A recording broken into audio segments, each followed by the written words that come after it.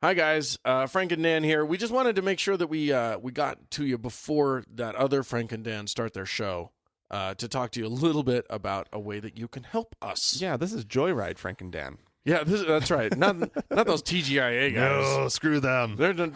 We're way smarter than they are, but they're more needy than we are, Yeah. and so they need your help. Absolutely. So we're hoping that you can go to our webpage, thankgodimatheist.com. And look for the Joyride banner, which is over on the right-hand side of the page. Right. Click on it. It's just a way to chip in a monthly donation in any denomination that you would like. We're looking to, or I'm sorry, Frank and Dan at TGIA are looking to improve the podcast. Yes. They're trying to get new microphones and get a producer to do help all out sorts of with things. Blah, blah, blah. You don't want to know the ins and outs. All you want is a better show, and the way to get it is to go there and contribute. And if you help out, they've got some rewards for you. You can get a godless ringtone for $3 a month. Yeah. You can get immortality. They'll say your name on the show for $5 a month. Those usses on the other show? Those other guys. And they'll also do a hangout with you for $15 a month. Yeah, you can actually sort of meet us over the intertubes. We'll have a chat with Google Hangouty thing. all of them. Them. Them. Oh, Dan.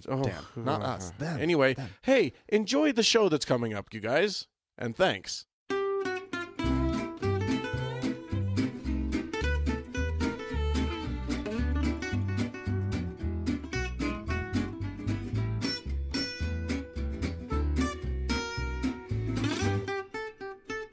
Hey, everybody. Hi, guys. Well, from Salt Lake City, Utah, It's Thank God I'm Atheist. the podcast. I'm Frank. And I'm Dan. Coming up today, an interview with Anonymous Steve. Anonymous Steve. Yeah, the atheist father who was ordered during divorce proceedings to take his kids to church. Go to church. So we'll be talking to him and get a little bit more information about goings on there. Quit being a dick and go to church already. Oh my God, yeah, like, wow. Jeez, Steve. It's really kind of... It's a fun story, and I think you guys are gonna. Yeah. Well, it's not really a fun story. Oh no, not He's well. not, he's not for having him. I'm having fun with it. I'm enjoying it. Yeah. Not enjoying it so that much. sounded terrible, Dan. I enjoyed talking to him though. Enjoyed talking with him, and it is an interesting story. So we'll For sure. have a chat with him. Yeah. At the on the tail end of our program today. Indeed. But first, Dan, Yeah. there's news. Okay. Do you have anything? Oh, I got lots of things. Ooh, let's hear them. I got all sorts of things. Okey-doke. I wanted to reference a lovely op-ed that appeared in the LA Times. Oh, okay. Or the La Times, as I like to call it. Is it French? It appeared in La Times. It's really interesting, written by a guy named Phil Zuckerman, who is pointing at a whole slew of different studies, basically all of them studying families and religious affiliation and how they do. A lot of these studies have been going on since the 50s. Okay. But it's only been recently that they've turned their eyes toward the heathens. Who? Us. Oh. Secular that's not very folks. exciting. The folks that don't have religion. I thought it was going to be more exciting than that, Dan. We're boring. We are boring. But just normal people. Well, we're not. That was going to be like though. pagans. It's so much more It's so much. It's so much more normal to be religious. So we're not normal, Franklin. Okay. We're different. All right. Anyway, he goes through a bunch of different studies, including one by a guy named Vern Bengston of USC. Ooh, okay. Who has overseen the quote the longitudinal study of generations, which has become the largest study of religion and family life conducted across several generations in the U.S. Really? Yeah, that's cool. So he just barely started to bring the secular folks in on this deal. In 2013, he added secular families. Okay. And was apparently a little surprised by what he found. What did he find? We're all terrible. I highly doubt that. And you're right to doubt that. He found high levels of family solidarity and emotional closeness between parents and non-religious youth. Oh. Strong ethical standards and moral values. Okay. That had been clearly articulated as they were imparted to the next generation. He says, Wow. he says, quote, many non-religious parents were more coherent and passionate about their ethical principles than some of the religious parents in our study. That's not surprising at all. Not to me. No, not to us, but to a lot of believers, I'm sure it will be shocking. He went on to say the vast majority appeared to live goal-filled lives characterized by moral direction and a sense of life having purpose. Wow. Sounds downright nice, doesn't it? Wow. I'm going to take my hat off to all these secular parents out there. Way to go. You guys are doing great. Yeah. Huh. Yeah.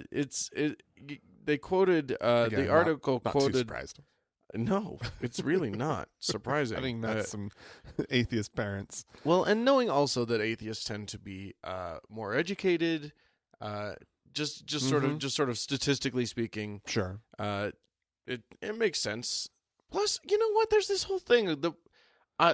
When I first left religion, when I first dropped the idea of believing in a God, I realized, oh shit, now I have to go through and like decide what all of my morals are.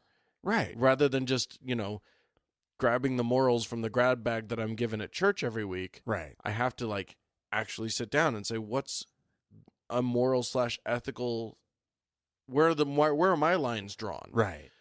So, I mean, I think going through that process forces you, you have to articulate it to yourself. Yeah. So, of course, you're going to be better at articulating it to your kids. Yeah. It's not just, don't do that because Jesus says so. You'll make Jesus cry. You'll make Jesus cry.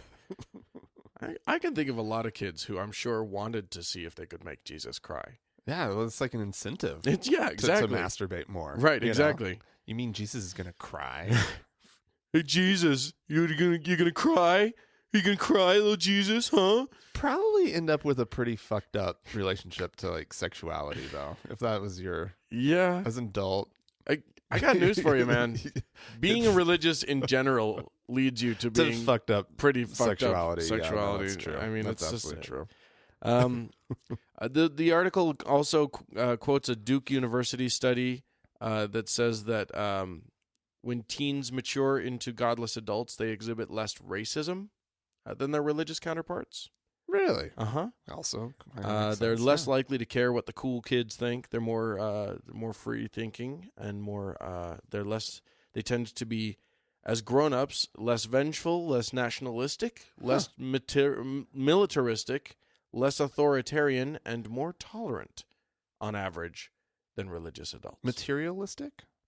No, militaristic. Militaristic. Okay. No, we like material things. We're really fond of those.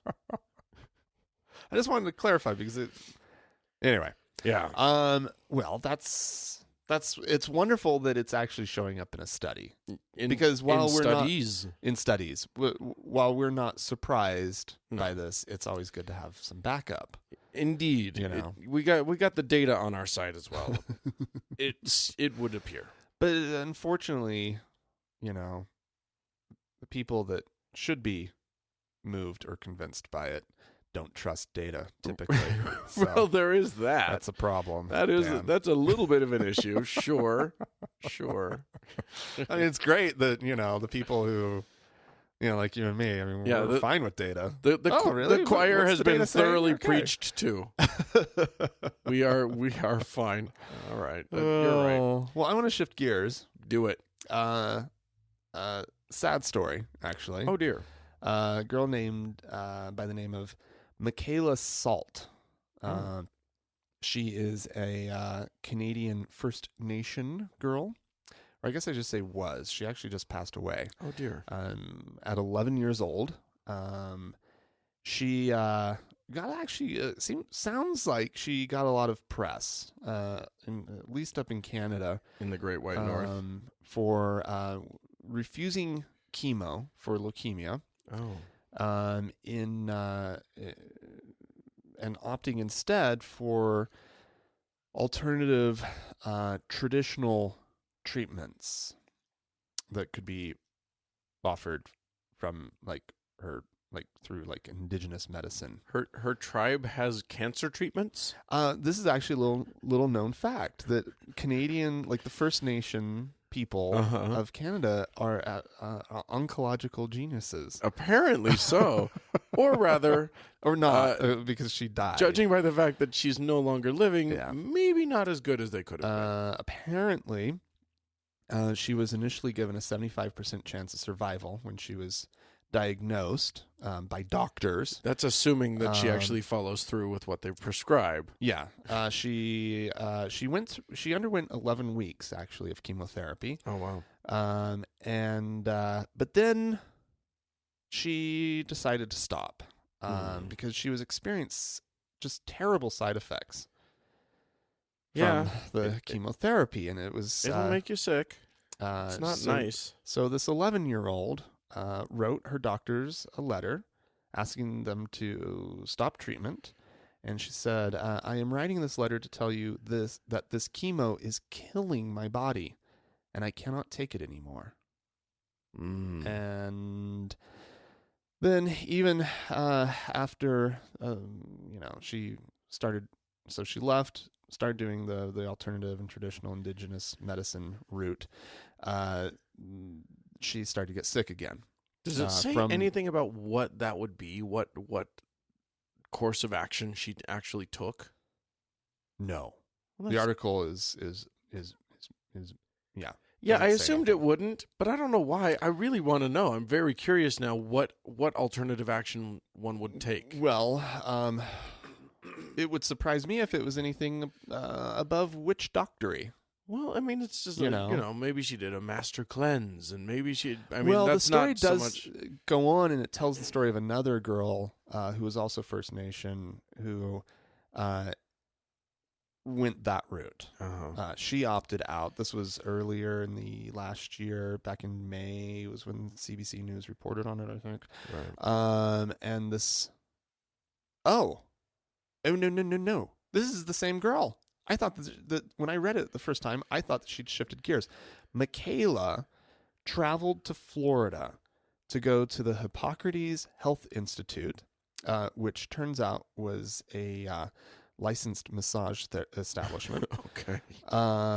And she went through a 3-week life transformation program.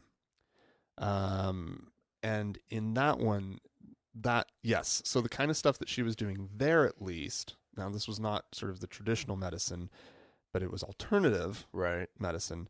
I think there was something about, it was like aromatherapy. Yeah. And going vegan. I mean, that was the basic level of treatment. It's a great way to treat your cancer. Yeah. And, unless you want to live. If you want to live, that's a terrible way to treat your cancer. But I mean, if you're fine with just, and apparently making the last few days of your life like that much less enjoyable. Mm-hmm. Although the massage sounds nice. But I don't know that she was getting massage. It was licensed as a massage therapy place. Okay. But she was, I don't think they were being neglectful. If she had just gotten a massage. Fair enough. It's so funny. We're going to get in a little trouble with some of our listeners because I'm sure we have some listeners who are devotees of various and sundry alternative medicine. But here's the deal, is that with medical treatment, they're able to give you statistics. They're able to say this works 75% of the time. Right. We're able to cure this 75% of the time. Yep. And they have, what was it again? Facts and figures. Data. Actual data backing them up. Whereas this Hippocrates Health Institute, with no data backing them up, basically guaranteed her that she would get better. Right. Without having to go through this horrible, horrible thing called chemotherapy. Well, and what's nice for them, And it is horrible. I'm not going to oh try no, to make, yeah, it can be diminish what the horrors chemo of can be awful. chemotherapy, but it is funny because people always, the people that I've met who have touted the benefits of some sort of alternative medicine or other, yeah, they've got all of these anecdotes about how it's, their own uncle was cured of X, and my nephew no longer has genital warts or whatever it is because of this thing, because of massage, right? But guess what? Your anecdote doesn't matter. right? Your anecdote doesn't count. It's statistically It's irrelevant. anecdotal. Yeah. And also the anecdote that you heard, and the other thing is that, like, yes, they'll talk about all of the studies that they themselves have done. That the company that produces this hydroponically grown linseed oil. Oh, no, that stuff's good. Dan. That does that does cure. That's true. Genital warts. But as soon as they, the company itself that's producing it, boy, they have all these studies that show anything. But is it reviewed by anyone? Exactly. No. Is it? No. Is any of it remotely valid science? No. Right. As Tim Minchin said, do you know what they call alternative medicine that works? Medicine.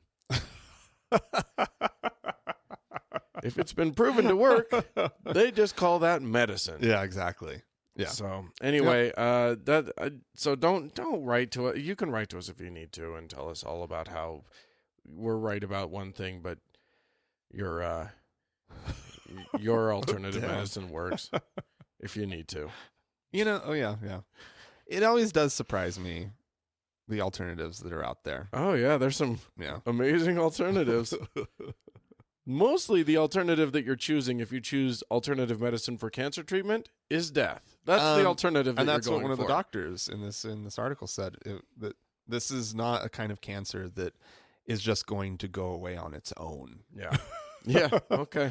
You know what I mean? Like this it's not going to fix itself. People, you're going to die if this is untreated. What pisses me off here, because I've kind of given up on a lot of humanity in some ways. Oh, but this is a child. Yeah, and there are adults around that need to take responsibility for this child.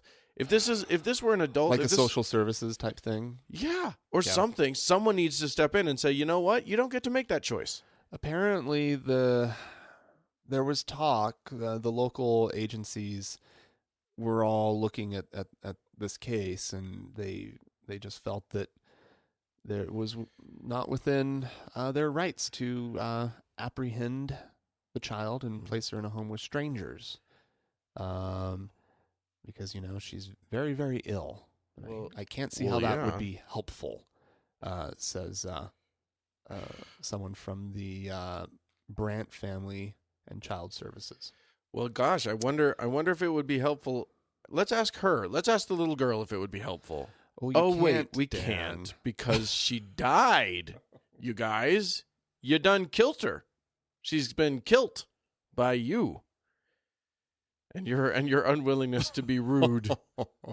We'd hate to pull her away from her family. Oh, Dan, whatever new listeners we might have collected up in the last few weeks, I think we just lost them. Okay, well, I don't like it when people put children at risk. No, I know. Put your own self at risk. When you get cancer, great. All the live long day. You are more than welcome to go and do a master cleanse. Yeah. Instead of chemotherapy. Get an apple cider vinegar douche or whatever. I don't care. Yeah. But not for your kids. Yeah. Not for your kids. You don't get to experiment on your children with prayer and alternative medicine. Right. Yeah. Anywho, we're going to move on before we get even more in trouble than we already are. Whatever. So I have an update from Florida. Oh? Dateline, Florida. You'll recall, dear listeners, that we reported a little while back, just earlier last year. Oh, yeah. About a kerfuffle that's been going on with Florida schools. Orange County Public Schools wanted to allow a religious freedom day where people can give Bibles to children at the school. Oh, yes. And strangely, some people objected to this. how? I don't know. How could they, Dan? It's what's there to object to? It's a beautiful thing. Giving free books to children. Who wouldn't want that? yeah. Literacy. Right. It's like it's a Right. youth literacy program. It's promoting awful literacy of awful thing. Anyway, the Satanic Temple, of course, stepped in brilliantly. It's an amazing The story. the FFRF also decided that they would try and distribute some stuff, but their stuff was Wait, what was that? The who? I'm sorry. You're right. How did you do that, Dan? I don't even know who you're talking I about. mispronounced the Freedom from Religion Foundation, which, as everyone knows, should properly be said, FUFRF. Oh my God, we're just silly. So the FUFRF was also one. They wanted to give a pamphlet out that describes the Bible as an X-rated book and stuff. I found their pamphlet to be pretty unclever. But what the Satanic Temple put together was fucking awesome. Right. The most delightful coloring book you've ever seen in your life. The kids are cute. No mention of like any kind of devil or any kind of like burning of goats or nothing evil. It all was just bright kids and who happen to be cheery. wearing like a pentagram necklace or like have a goat head on their shirt. Yeah, but they're cute. just doing something fun. Yeah. And like there's word searches for Connect the dots. the word searches weren't for like, murder and whatever. They were for things like compassion and joy. And it was just everything about it was so on the nose. I wanted to kiss everyone involved in making it. And they did it so well that guess what? The school has decided to not hold the event this year. Oh. What? They have yes, it will not happen this year. The school board has decided to review its policy about materials made available for students. Good. And they won't be able see to. if there's any way that they can just say that satanic materials cannot be. Well, that's what they're trying to do, Because that's. but they can't. They can't be given up. They're not giving up. They're trying not to, but it won't happen this year because the next meeting of the school board happens after the event was meant to take place. But what about these children? How will they learn to read? How will the Christian children at this school get a Bible? It's not like there's one at their home already. Yeah. How could they possibly this isn't do about it? the kids who already have a Bible at their home. Dan. That's true. That's not what That this wouldn't is make about. any sense. This is about This indoctrinating is new about- children. Exactly. Yeah. Yep. Like kids are gonna read the Bible anyway. Come on. I always found it to be a delightful read as a child. Yeah. We atheists are of course declaring a pretty solid victory here. And good things are happening. I'm pretty excited about it. I think that the Satanic Temple is the wave of the future. I might send them a donation. It's time. They're amazing. Anyway, go on.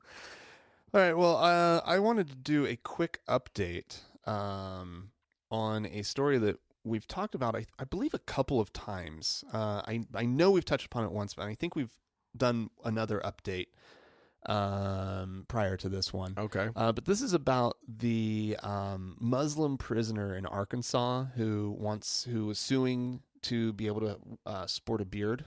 Oh, in yeah, prison, yeah. right? I remember that.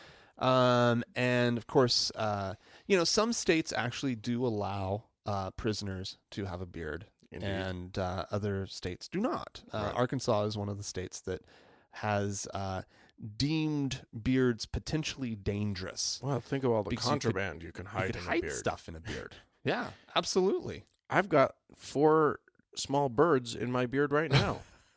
Well, you could definitely fit, a razor blade somewhere Sure, if it was a sure. big beard. Long or enough beard, yeah.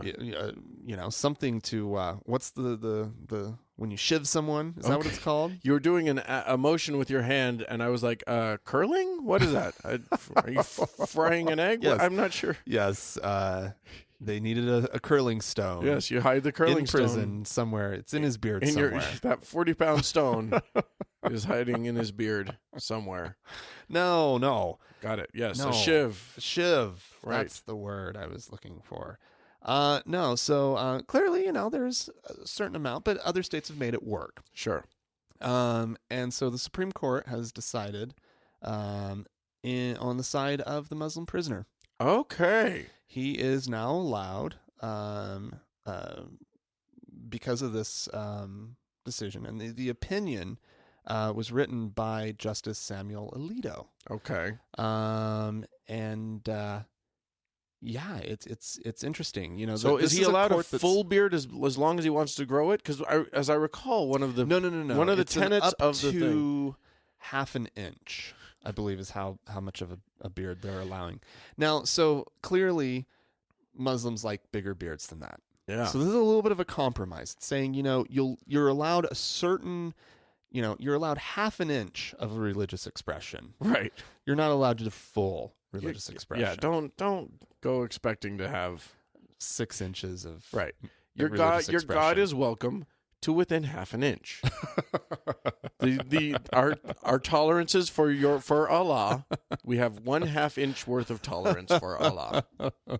But did I say that it was a unanimous opinion? No. Yeah, Wow. all the justices have sided on the side of this prisoner, and on the side of religious rights. And the importance of people being able to express their religion freely, even in prison. Well, which, fine. Yeah. Hey, that's fine. Beards, whatever. Anyways, I thought it was a really important thing to update our listeners on, because it was just hanging out there. I'm sure people were still wondering what had happened. Yeah. Well, and things in prison. You're being facetious, but I do think that it's important to see how things fall out. We as atheists have lost a few key battles in the last year for religious freedom. Yeah. So it's interesting to see that the Muslims are getting some leniency here. Well, as long as there's a God involved, right, they seem to be willing to grant religious freedom. Yes, there seems if to be. If there's no God, they're not so inclined to let us just freely not have religious observance. Or if their God forbid, we should ask that they not pray to their God on our time and on our dime. Right. Boy, that just screw us for asking that. That's ridiculous. Yep. Well, I'm going to take us to Winfield, Alabama. Oh. Did we go through this part of Alabama when we were there? I don't know. I didn't. Lovely Alabama. Alabama. It was an experience for us going through Alabama. It was actually a number of experiences. It was a number of we actually spent a lot of time in Alabama. Yeah, had some great time. We met some great people. Wonderful people in Alabama. We met some fantastic people. We also saw some less savory types in Alabama. Well, and we also visited some very interesting sites in Alabama. They do have those. Good Lord. Anyway, in Winfield, Alabama, it's a small town. About 4,700 people live there. Not a big thing. They have a new boss. Oh? Yes. Just before they closed shop in December to go and celebrate their Lord and Savior Jesus Christ. Okay. They passed a resolution stating that. Okay. Not only that Winfield is a city under God, all right, but the first line of the resolution says, "Whereas we acknowledge God is the owner of the city of Winfield, and that it is a city under God. We acknowledge that at all times He is in control." Do they actually have the paperwork? Have they actually issued a title? Feel of like some kind to God. Does God seriously have legal standing here? I think they should test it. I think a pastor should walk around and start confiscating homes. Well, he owns the town, right? I'm God's representative. Of God. Yeah. And He owns your house, and He wants you gone. Please turn it over. Off you go. Shoo, shoo, shoo. God said, that I get your house. Yeah. So Okay, so where does this go? Nowhere. Nowhere. That's it. I mean, so basically, Hemant Mehta from the Friendly Atheist picked this story up, and just sort Had of a field day. basically made fun of it more than anything. Okay. And Facebook kind of blew up about it. The mayor, one Mr. Randy Price, was upset because it was doing just fine. The resolution, everybody seemed happy with it until Facebook blew up. Until, quote, the atheists got a hold of it. We do ruin so many of these. He says so much fun gets ruined. Apparently this was this was in response to the resolution. It was their way of taking a stand against the chaos and violence in today's world, with the riots in Ferguson and the shooting of police officers in New York. He said, I feel like we need to stand up for what is right. Our forefathers said one nation under God, and we went so far away from that. There are not enough godly people involved in day-to-day decisions. Which, it's not like all of Alabama isn't pretty much all Christian. Pretty God-fearing land, isn't it? Yeah. I also love the idea that our forefathers said one nation under God. The one nation under God thing, that's from the 1950s. I don't know that we can call it. I mean, I guess those are forefathers. Like my dad.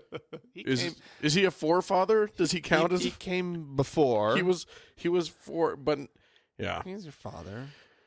Anyway, that's so there you go. God has gained a little bit of real estate in Alabama. Yeah, they're just really acknowledging the fact that God owns it. Because let's face it, he already did. He owns. He already did. All the things. whole. He owns you, Dan. He owns me. Right? How could I own anything when he owns me? He already and he owned it already. He made it. Yeah, it's his. We're just.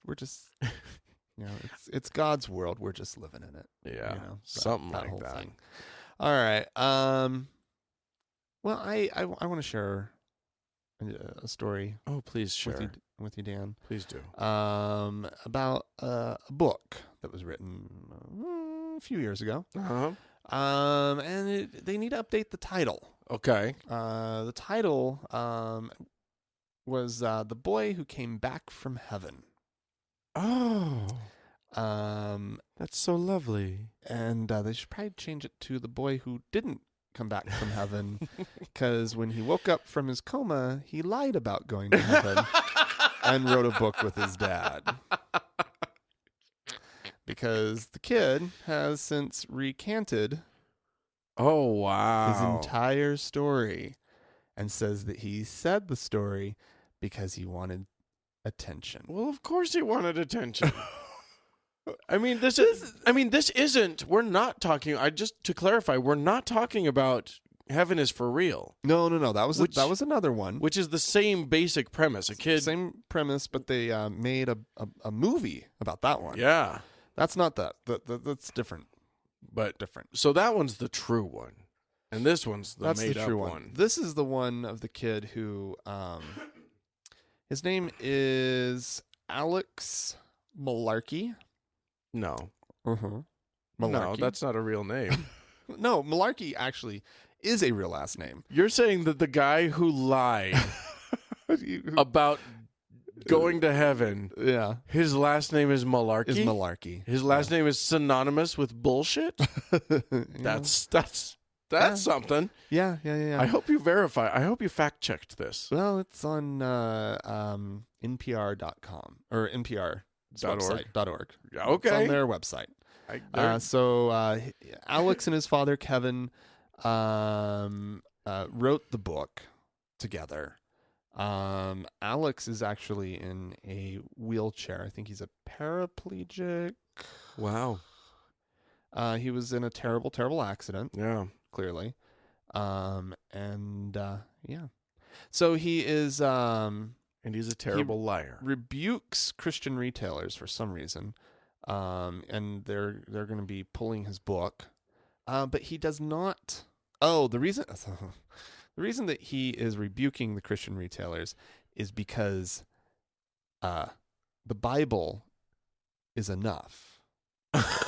Well, You don't need any so other. wait. The Bible is sufficient. He's not. You need he, no he more hasn't, books. He hasn't lost his religion, and that's why he's recanting. No, he went crazier. He went further. He went further. He's like, you know what? I can't do this anymore because Jesus wants me to be honest. Yeah. Oh And my God. books are a sham.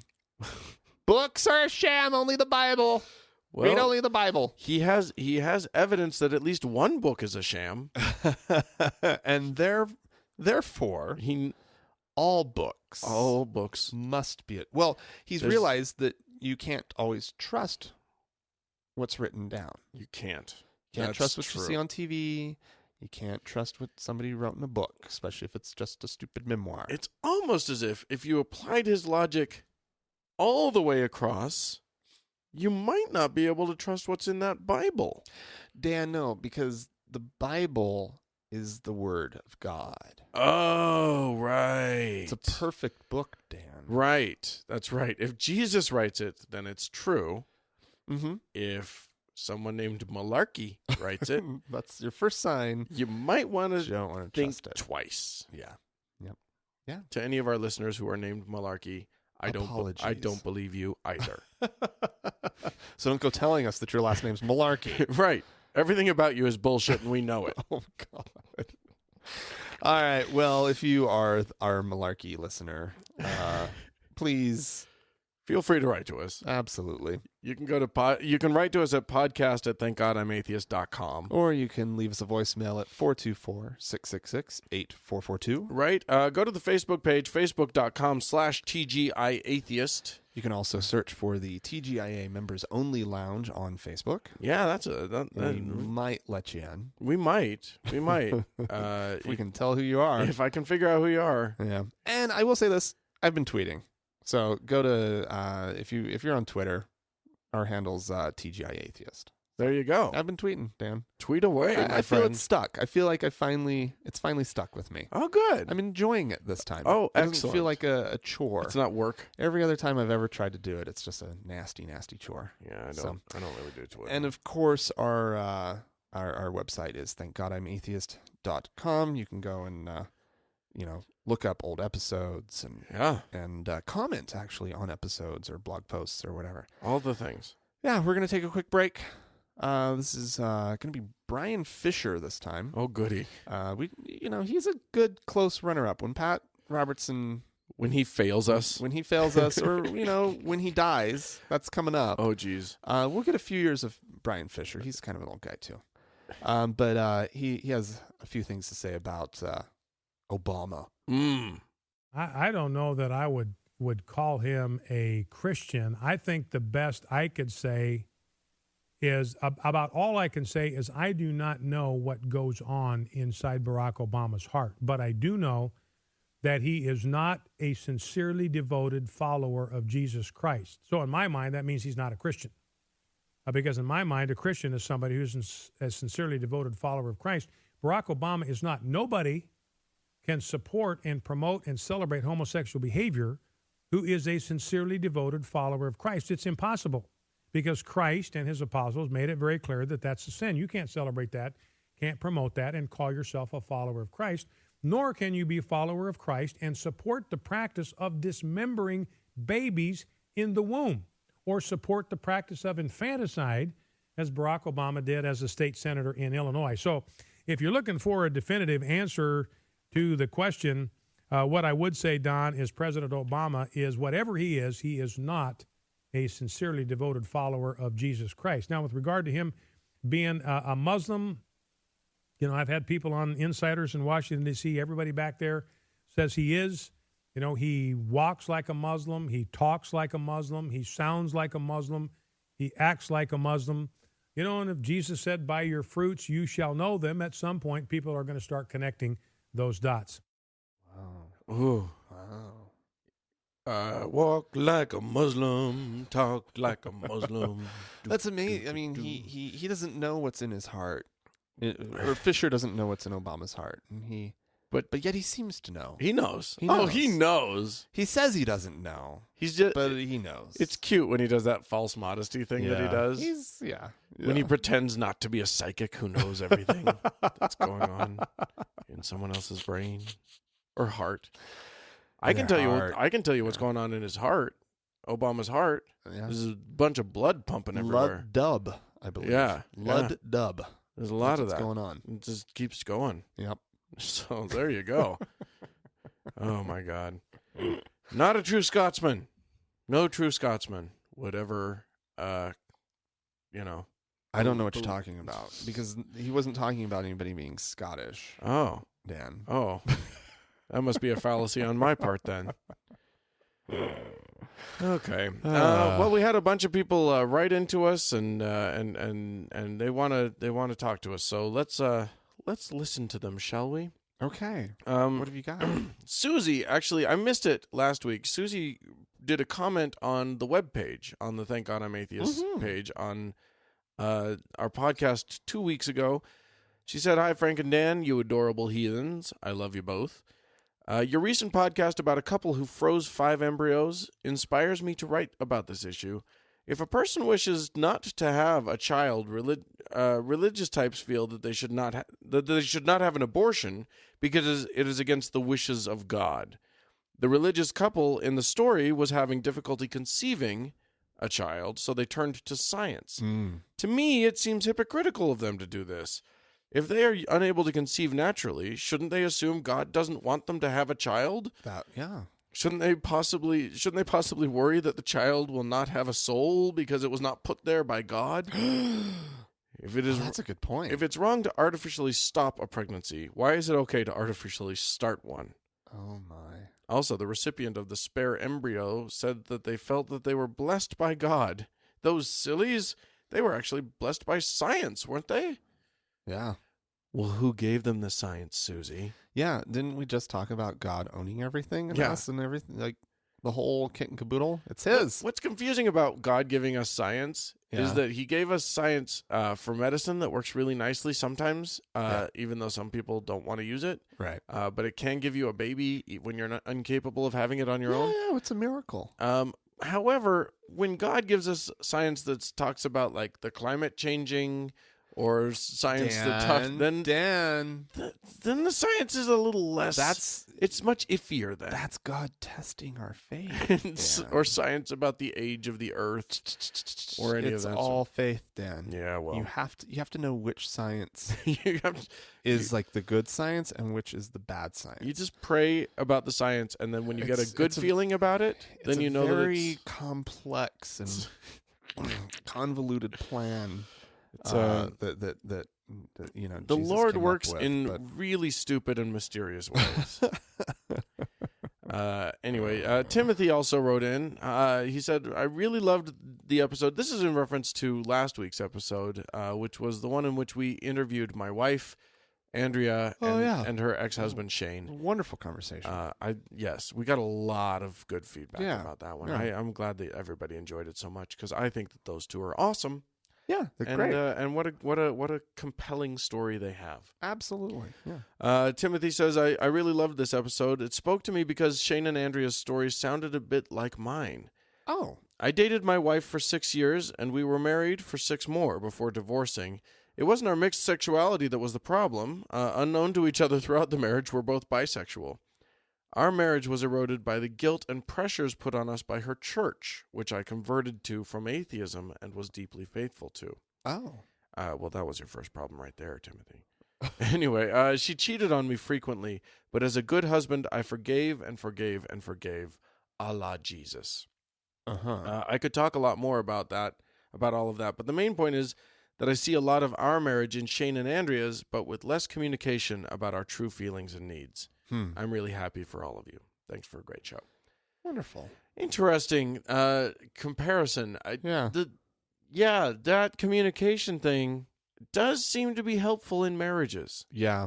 It seems like that ends up being a useful tool between because there's people. 2 different people involved. Not that it's safe. Who might have different, right, things going on. Right. Who might be, and you may not know. And a little bit of compassion towards a person's differing experience is handy. Not that it was able to save Andrea and Shane's marriage, but it had one fundamental flaw. Right? Yeah, that marriage needed not saving. That marriage needed destroying, but not for lack of love. No, not at all. They love each other still, as well they should. Do you want to play? We got not really a voicemail, but some audio was sent to us. A good workaround. Andy didn't want to incur the international calling fees, call charges, so he sent us a nice email or voice thing. Voice recording. Yes. He recorded his voice. He did indeed. And then he sent it to us. Okay. I think we got it. Hi guys. Hello listeners. My name's Andy. I am calling from the beautiful Tyneside area of England, northeast England. I'd just like to talk about the last episode that we had, specifically the one with Andrea and her ex-husband, the gay Mormon. What an absolutely fascinating interview that was to sit and to listen to and to take in, and just to get an overall understanding of what you guys have gone through and what other people have put you through as well. I really had no idea that was coming up at the end of the episode. Suffice it to say, I think I must have heard every episode that you guys have done twice, 3 times over, easy, and that was definitely the best. And it just goes to show that you guys are just getting better with each and every episode as you're learning to work with each other and learning to just develop as hosts. Keep up the good work. I look forward to listening to your next episode. God bless. Well, that's wonderful. Well, God bless you too, you sweetheart, you. Wow. Listening to us too many times might be hazardous for your health. I'm not sure about that. Yeah, but please, we don't advise that much listening. But we really do appreciate your support, and I'll pass along to Andrea and Shane that you liked their little diddly do there. Yeah. Josh wrote into us. Josh said, "Hey, you guys, I told you I would be hitting you guys up when I was on my feet. I'm the guy that went through the divorce with the ass hat that my ex left me for, that was hitting my kids and shoving God down their throats." Oh yeah. Do you remember that? He wrote yeah. into us, and he was really struggling. Yeah.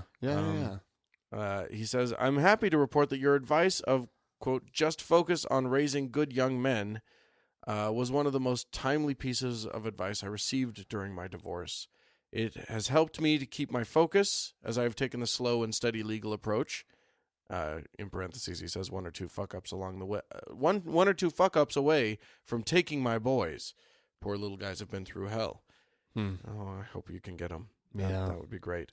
The support you gave, in addition to the solidarity your audience showed me, helped me feel not so alone. That's right. We had a lot of people call in and write in about his story. Yep. He said the community you guys have helped create on Facebook has also been a godsend. I wanted to make sure that I can do my part to keep this community going and growing, and make sure it is there for others. So he's a contributor now. That's fantastic. And a generous one at that. Josh, thank you so much for your contributions. That's really nice. He actually wanted to know how he could contribute more than he was actually contributing, which is so generous. Yeah, please don't put yourself in any financial dire straits just to support our goofy little show. But we really do appreciate everything that you do. Absolutely. For those of you who also may want to participate in helping us out, you can visit our Joyride campaign. Yeah. And you can find, there's 2 different ways to find it. Yeah. It's very easy to go to thankgodimatheist.com and just click on the Joyride button. Yeah, there's actually a banner off to the side now. Yes. You can just click right on that, and it will take you to getjoyride.com/ atheist, Right. just automatically. Right. But if you want to go directly, that's how you could go So directly. getjoyride.com/atheist or thankgodimatheist.com. Either way, when you get there, you can, there are rewards set up for different levels. Yeah. If you want to do an amount, if you want to contribute an amount that's different than the levels that we have set up, Yeah. you can just click on any of those levels and then hit edit, and that will give you the option of changing the amount to whatever's useful to you. Right. Perfect. Just $2 a month. Right. We do have plenty of other contributors aside from Josh's very generous donation. He also did a one-time donation as well as being a new subscriber. Cool. Thomas gave us a one-time donation that was very generous. Chandra and her husband donated. They said, "Hey guys, I almost said her last name. Let's not say that. Chandra from Arkansas here. My husband and I donated last year and decided we will donate the same this year. We thrive on your podcast. Thanks." Well, thank you, Chandra. We have a new subscriber in, oh shoot, the name got cut off of that one. Oh, no. I will find that.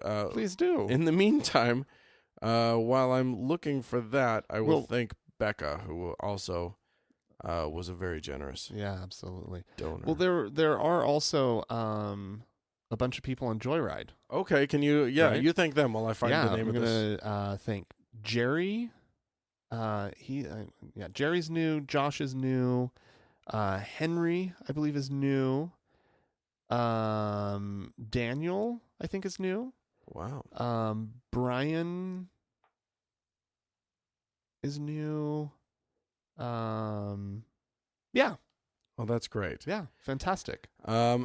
Basically, what this does is help us to get to the goal of providing a much an even better show every week for you. If you want to participate in that, we would be so super grateful for your help. And all you have to do that is just go to the places that we've just told you to go to. Absolutely. All right, cool. I'm trying to find this person. I feel bad. Charles, actually. Oh, there's Charles, and then so Charles is, but that's an even different one. I almost missed Charles. Oh my God, What is going on, Dan? it's a nightmare. It is a nightmare here at TGIA Central. Everybody, I hope that you can all be forgiving. Oh wait, no, that's not it. Damn it. What, Dan? Seriously. I know. I don't know where it is. This sounds, it's just chaotic. It is. It's chaos. It's mass hysteria. Okay. Well, if I've missed you, please write to me and let me know. Because we desperately want to thank you. Absolutely. For your generosity. Okay. Well, is there any more along that line? No. All right, then we have an interview that we need to play. Yeah. So we are in contact. He's actually a listener of ours. Yeah. And so Steve, anonymous Steve. Mm-hmm. We were made aware that he's going through some interesting stuff in the UK. I saw. The story popped up this morning is when I saw it. Mm-hmm. About this this father in the UK who's atheist, who's going through a divorce, and the judge decided to order him to take his kids to mass, Right. which is insanity. And then we got an email From him. from Steve, Okay. and saying, "Hey, I'm that guy." And Yeah. so it was like, well, let's see if we can get him on the phone. We've got Steve on the line, anonymous Steve from the UK. And the Skeptical podcast. Yes, that's right. To talk to us about a bit of a kerfuffle that he's had down there in the UK. Hi, Steve. Hi. Only you could call it that. Well, That's what it is. it might be. Others might characterize it as slightly more than a kerfuffle. Steve, you want to tell us what's going on down there? Well, yes, the kerfuffle. I guess the story broke with some national newspapers writing some articles about me. Then Ricky Gervais tweeted about me Right. as an anonymous Steve. Yes. And once that started, I've hardly been off the internet for the last couple of days, which is very tiring and amazing and weird. I'm snowed in. I'm in the north of England, in the mountains, snowed in. I haven't seen a human being for a long time, and I like it that way. Right. And at the same time as being out in the snow, feeding the pig and stuff like that, inside there's this kind of crazy Twitter storm thing going on, which is quite interesting. But it boils down to the fact that I've been ordered by a UK judge to go to Mass. Catholic Mass. Not just to go to, but to take your children to. Is that correct?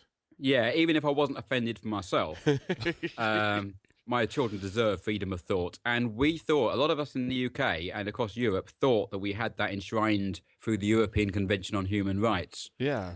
Which is the best thing we've got compared with your Bill of Rights. Right. Uh-huh. Well, obviously it isn't, because it doesn't stand for anything at all, it turns out. Yeah, it does. It does seem that way. Now, this came about through divorce proceedings. Is that correct? That's right, yes. So basically, what happened was you were divorcing your wife, and in the settlement to do with the custody of your children, you were ordered by the judge to if you have your kids on Christmas, to take them to Mass. Is that how it works? Yes, that's right. But it's a bit weirder than that, to be honest. Okay. Because no one asked for this. The judge just came up with it himself. Oh, wow. And That's so strange. And for reasons nobody knows. Because he hadn't bothered explaining. He doesn't let me have the boys at weekends. So that avoids me having them at weekends. Huh. Well, now that, it sounds amazing for me to say, but my wife has been more conducive than the judge was, and now I have the boys every weekend. Oh, okay. Okay. And the question is, did the judge intend for me to not have, since he intended for me not to have the boys when there was a Mass at weekends, did he really intend for me to take them to Mass every Sunday as well? Right. And that question's unanswered. We just don't know. But I guess it's easy for me to say, well, I haven't been positively told that I must do that. And if I was, it wouldn't make a lot of difference anyway. Right. So it's such a bizarre case, and it's such a strange thing. You've tried to fight this ruling. How has that gone? Very strangely. Okay. Nothing has been anything but strange in this case. You see, you have to mount an appeal if you disagree with a judgment. Right. Now, to disagree with a judgment, you have to have a judgment, right? Sure. Well, the judge instructed what was to happen, as in who were to have the boys when and where and this Christmas stuff and whatever. But he didn't actually give any reasons. So we wait for a judgment, and you've got about 2 weeks or something, or 2 or 3 weeks after the case ends in order to launch your appeal. A very tight window. Right. Well, by the end of that window, I still hadn't got a judgment. And a little while, I kept on hassling the court and saying, when am I going to get this? And I kept getting promises. And then I launched my appeal anyway. And the appeal court said, you've got a really good basis for appealing. You have to have a judgment. Huh. But we can't initiate the appeal until we have a judgment. Oh. So not having a judgment is a great grounds for appeal, but not having a judgment means you can't start it. Right. Wow. That's bizarre. Yeah, so I prosecuted the judge privately. I took him to court. Okay. In the High Court in England. I had to do all this myself. I had no money, so I had to find my own way through these things, which is quite interesting, but I wouldn't recommend it for anybody. Yeah, a solid waste of your time is what it is. You would not believe. So I commenced a High Court prosecution against the judge. Now, at the same time, I prosecuted the Ministry of Justice, which is what you've got to do, really. You can't just sue the judge as well. So I sued the judge, the court, and the Ministry of Justice, 3 defendants. Wow. And the Ministry of Justice said, look, would you mind ever so much complaining about this judge to the Office of Judicial Complaints? Okay. I was delighted to. Right. I didn't need asking twice. So I commenced one of a couple of complaints against the judge. And the Office of Judicial Complaints upheld my complaint, said it was right. Okay. And Great. obviously my court case was progressing against the judge anyway. And in the end, he basically had to write a judgment which I think is rather bizarre. It doesn't have much to do with the case I was at. Okay. I think he must have mix us up with another case, or he just had no excuse for what he did because the evidence he for witnesses was just bizarrely wrong, completely upside down. So anyway, the OJC, part of my appeal to the OJC was this guy's got a religious bias. He's expressed a religious bias because he talked about his own Catholicism in his irrelevant anecdotes when he built himself up to his ridiculous decision. Okay. That's got to make you feel good. No, that's always going to bode well when one party, because your wife is Catholic, right? Yeah, that's right. There were two moments when I went, this is not it. I mean, no matter how much I thought won the arguments, there was two stages. One, when he told a sexist joke about women not being able to park cars. Oh. And I thought, this whole case is about gender roles. It's about who looks after children. Right. This guy's got archaic gender roles. He's only going to impose his archaic ideas. Right. Huh. And the second one was when he came out with the religious nonsense and started referring to his own experience in Catholicism. And I just thought, well, you've laid it out on the table, haven't you, mate? Yeah. It does. It does seem like, when one of the parents is a Catholic and the other parent is not a Catholic, and the judge starts talking about how he's a Catholic, that there does seem to be a problem there to me. Yeah. Well, there more than seemed a problem to me. But anyway, so we go through this process. So my complaint about the length of time was upheld. My complaint about his sexism and his religious bias, the OJC, the Office of Judicial Complaints, said couldn't be taken forward through them. It had to go through an appeal or a judicial review. Right. And a judicial review is what it sounds like, a review of a judgment, a review of a process, if you like, how the process led to the judgment. Right. Both of which seem relevant. So I've won the complaint, and I've now got two court cases running. The appeal, which I can now do, right. He's actually deigned to give me a bit of paper saying what his ridiculous, pathetic reasons were. And because the judicial review had started. Well, the case I had started against the judge, I converted in court into the judicial review. Okay.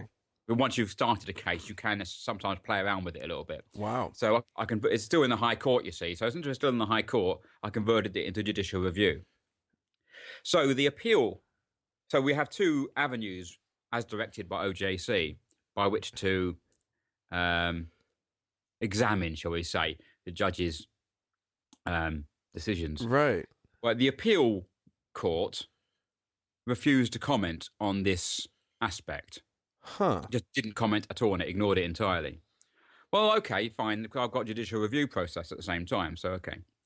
The judicial review process, that judge, a nice guy actually, but he wouldn't comment on it either. He would not speak to this complaint, which is Article 9 of the European Convention on Human Rights, the right to freedom of thought and expression. Right. So I've got now the two routes open to me, both ended with a judge not answering. Huh. Talk to the hand kind of thing. Is this? Do you get the sense that this is a sort of like brotherhood among judges sort of thing, or whenever you smell conspiracy, I suggest you're probably smelling cock up. But right. I think the judiciary does double down. I think once it's on the back foot, it defends and defends and defends and protects itself. Right. But I think conspiracy is too strong. You know what? Having my experience these courts firsthand for 5 years now, getting on to 6 years, I don't think they've got the capacity to conspire. I think they're too. I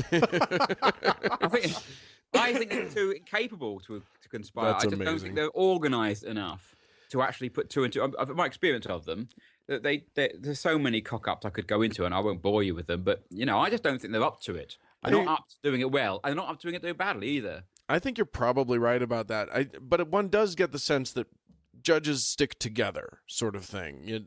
It would take a lot for one judge to sort of rule against another judge. You get that feeling that it's not an even case when you're appealing against the judge. Yes, you get that feeling. I mean, rightly or wrongly. And of course, I don't know. But yes, that was a feeling I got, that I was always walking uphill here. Yeah. And well, anyway, and you're doing it on your own, which is just amazing. Well, I think gotta be. It's just incredible. I think you can do it on your own. I don't think any part of the process is beyond. Obviously, I have worked in the legal system to a degree all my life, just not in law as such, but in my profession, which I don't want to go too far into. but not actually in law. So I suppose I'm reasonably intelligent. I kind, I didn't, I wasn't, and I've lectured in front of, in fact, in front of judges, as it happens. And so I don't feel particularly daunted by standing in a court. I don't feel that I'm the weight of the experience does not weigh heavy on me. Oh, that's good. So I didn't feel that I did anything that was particularly would have done much. If a lawyer had done it, it'd been faster. They'd have known what to do and done things faster. But I don't think they'd done anything much better, in my humble opinion. Okay. But I think that the reason why you need a lawyer is because the judges will kick you around if you don't. That's my feeling. Oh, I see. That's really interesting. Well, that's how it seems. Because the end of the process was the end of last year, which is why we're in the news now, is that I then took the judicial review to appeal. So I appealed the High Court. Right. So a completely different appeal process. I know it gets complicated, but trust me, we'll get there in the end. So now I'm appealing the judicial review, which was questioning the judgment. Right. Right. And even though in every case up to now I had said, bang, bang, bang, this is an Article 9 case, you need to give me an answer. This time I really put, a great big red felt tip around it and said, look at this, you must answer this question. So I said to the judge, you have to, I'm entitled to an answer to this question. You have to answer me, is this a breach of Article 9? And the judge really was in a position where he couldn't do anything but answer. And he said it's too small an infringement of Article 9. Article 9 being, if you can explain especially our American listeners. Yes. Well, it roughly equates to what you've got over there. Freedom of thought, freedom of expression, freedom to believe. Mm-hmm. Right. Effectively, the freedom from a particular religious bias, one would think. Right. Effectively, I thought this rather took us on a par to America legally. So that's where we kind of are. It may be that there's further court processes to go to. I don't know. It's now kind of out of my hands, really, because it's now been picked up by some of the national organisations, and maybe they can take us to the Supreme Court, or maybe we can dump all these British judges altogether and go to some European judges, right? Who I smell might be a bit better. That's so interesting. So the process continues. You're still pursuing this through these other. Oh yeah. I'm not stopping. It's not about my right to freedom of speech, and I'm quite happy in a way to stand up and say, come and get me if you think you're old enough. 2 years in prison, fine, try it, just see what happens. That's fine, but because that's what I could face in principle. If you didn't take your children to mass. In principle. Right. I don't think it would come to that, because I think it would be a case of, we don't want this fight. This is a fight we don't want. Right. We don't want this guy going to prison. But it's quite a big ask to ask me to put my liberty on the line for it. Absolutely. So we shouldn't have to do this. I guess the question is, it's not about me. It's about the kids. The boys deserve freedom of thought, and if they want to go to a synagogue in 5 years' time or 2 years' time, whatever, fine. If they want to go to a mosque, fine by me. I mean, I might be slightly disappointed, but I'm not going to stop them, and I'll take them there. And if they want to go to Catholic Mass, I'll bloody take them to Catholic Mass, but because they want to, not because we've been told we must go. Absolutely. So the question becomes, if Christmas rolls around and you've got them, are you going to take them? What I currently say is I'm quite glad that I'm anonymous. No intention of stepping inside a Catholic church ever again. Yeah. And I'm anonymous for a whole pile of reasons. You have to be careful what you say. British law can come down on you. I mean, theoretically, I can be put in prison for having this conversation with you, in theory. Again, I don't think they would want that fight. Yeah. But I have no intention of going into a Catholic church unless it's by either my choice or the choice of one of my boys. Right. And my eldest is old enough to express his belief. In fact, he's old enough to express his lack of belief. Oh, wow. I respect that lack of belief. And, I am... Obviously, I married a Catholic. It's not as if someone being religious around me is offensive. Right. We'd have some interesting conversations, shall we say? And I'm not going to pretend away my beliefs. But yes, I am, I suppose, pleased that my son, my eldest, has expressed that. But I wouldn't be disappointed with him if he didn't. I'd be disappointed by the fact, but not by him. Right, absolutely. Well, that makes sense. Well, it's a fascinating situation that you're in. I really am. It's so disappointing. We here in the States get so many. We have so many stories. Frank and I report all the time on, all of the ways in which people are all over our country are infringing on the rights of the religious. I listen to a lot of atheist podcasts, a lot of American atheist podcasts, and I listen to quite a few that make me laugh and make me angry. And I listen to yours, and sometimes the same stories are told, and they make me laugh but don't make me angry. It's part of your charm is that you kind of you don't take yourselves or anything else too seriously, which I quite like. Well, that's lovely to hear. But boy, I've got to say the community, the atheist community internationally has really moved me by how it's responded to this. Someone started a change.org petition. There's been a Facebook page started up. I've had texts and emails and all sorts of messages. I've had to go on Twitter. I just had to. There's stuff going on. I didn't want to, trust me. What's your Twitter handle? I don't know. I can't even see because I crashed earlier, so I don't know. Something like go to mass at gunpoint. Oh, okay. something like that. I think exclamation mark or question mark. You can decide what goes at the end of that. Right. But no, the community. I mean, I have to tell you that Skeptical, where I am a regular contributor, Skeptical podcast, they've been fantastic because they gave me the launch platform from which to draw attention to this. Yeah. And then after that, especially Ricky Gervais picking up on it, and various people picking up, it's gone wide, around the world and fantastic. And it's I'm sitting here in this very old building in the middle of nowhere in the hills with snow all around me, and at the same time, you've got kind of some atheistic arms around you, if you know what I mean. It's quite weird. Well, no, I hope that you do feel that. I find that our community of atheists are a very warm and loving group, and so I hope that you do feel that sense of community with your fellow atheists.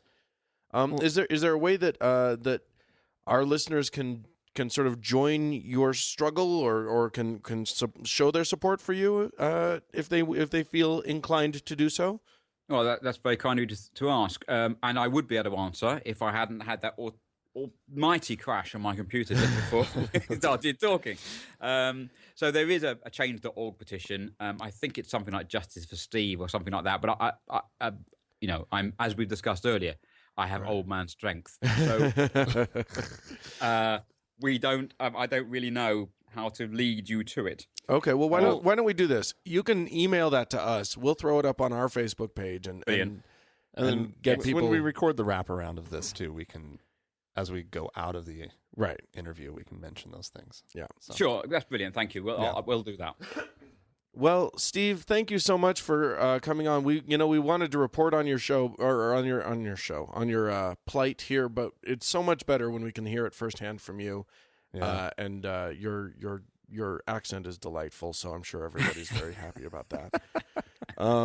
But I should have moved to America years ago for a whole pile of reasons. You would do very well here. Anyway, thank you so much for coming on the show, Steve. Thanks, Steve. Thank you, guys. I really appreciate your support. And by the way, anyone out there who's been involved with this already, I want to say thank you to everybody out there who's already shown support and backed me. It's been it's really been quite a surprise. Wonderful. Yeah. Wonderful. All right, Steve. Well, we'll check in with us when further things happen, and we'll I will. Keep Thank in you very touch. much. I'll let you know. Bear in mind, I will have even more old man strength next time. Excellent. By that point, so will we. All right. Talk to you later. Bye, guys. Bye. We do have some ways of I did get his Twitter handle in case you guys want to follow him. Oh, fantastic! Yeah. It's go to mass space. That's all one word. Go to mass space at gunpoint. Is his? no, that's his name on it. Yeah. His handle is at surecat. Oh, it's church at gunpoint, but he seems to have forgotten the H. So it's CHURC at gunpoint. Okay. At church at gunpoint. Anyway, follow him, tweet him with your support. Absolutely. That would be a nice thing to do. He also, we'll post some stuff where you can get stuff, where you can find him on Facebook, where you can find his support pages on Facebook. Cool. Fantastic. Well, if you'd like to contact us and tell us about your wild machinations in the Supreme Court of your country trying to get your religious freedom, you can do so by writing to us, podcast at thankgodimatheist.com. Or you could leave us a voicemail at 424-666-8442. Sure. Go ahead and check the Facebook page. Lots of good things happening there. Our dear Mackenzie is trooping along with stuff there. That's facebook.com/TGIAtheist. And you can find the TGIA Members Only Lounge on Facebook as well, just by searching for it. Yep. Go to our campaign, our Joyride campaign, if you're willing to help contribute to our show. That's on. If you go to our page, thankgodimatheist.com, you can click there and get through to the Joyride campaign, or you can go to getjoyride.com/atheist. Absolutely. There's some great rewards up there. Please go check them out. Thanks to everyone involved. Thanks again to Steve for being a great interviewee. Thanks to Mackenzie for doing the Facebook page. Absolutely. And thanks to the Red Rock Hot Club for the use of their music. Yeah. And thank you, dear listener, for joining us this week. Bye-bye.